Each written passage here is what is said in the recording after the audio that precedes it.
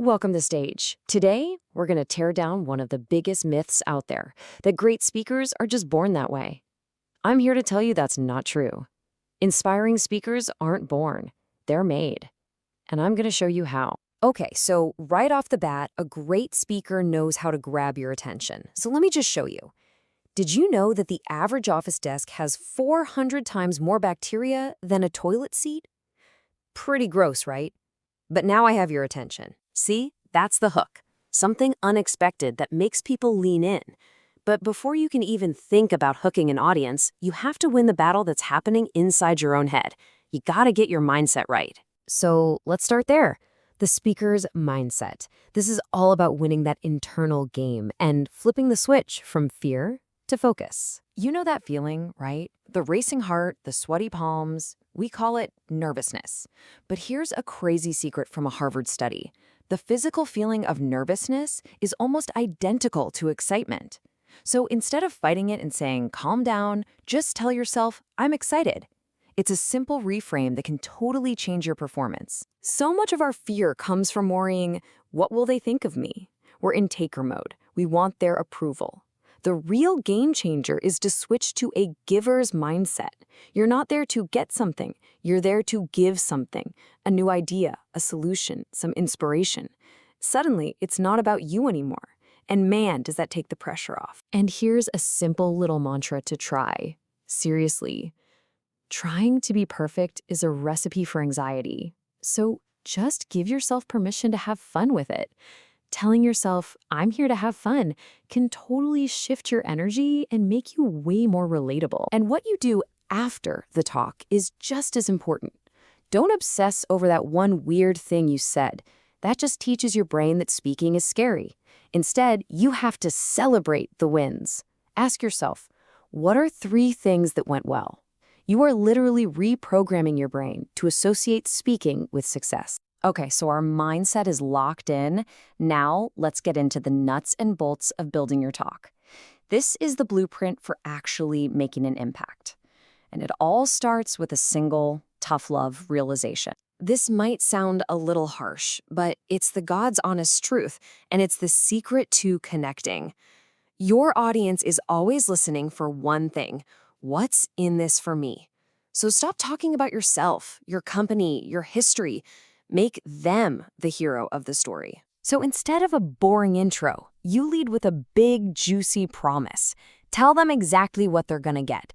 Something like, in the next 10 minutes, you are going to learn how to connect with absolutely anyone without ever talking about the weather. Now that's a promise. It's all about them. Now, when it comes to slides, please, please, please remember this rule. We have all been tortured by slides that are just a wall of text. Nobody can read and listen at the same time. Keep it simple. One single idea per slide. That's it. And here's a little pro tip for you. Remember, the slides are just your backup singers. You are the star. When you get to a really important point or a personal story, you just hit the B key on your keyboard. The screen goes black, and every single eye in the room snaps right back to you. People always ask how to prepare without sounding robotic. The secret is to internalize, not memorize. Practice your talk in different chunks of time. First, do a 5-minute version, then shrink it to 3, then 1, then just a 30-second elevator pitch.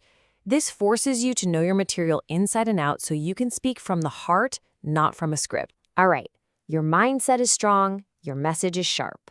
Now for the magic. Let's talk about delivery, the art of actually connecting with the people in the room. Just look at these numbers. They're insane. When we just listen to someone talk, we only remember about 5% of it. But when we actually teach it to someone else, we remember 90%. So if you want your message to actually stick, get your audience involved.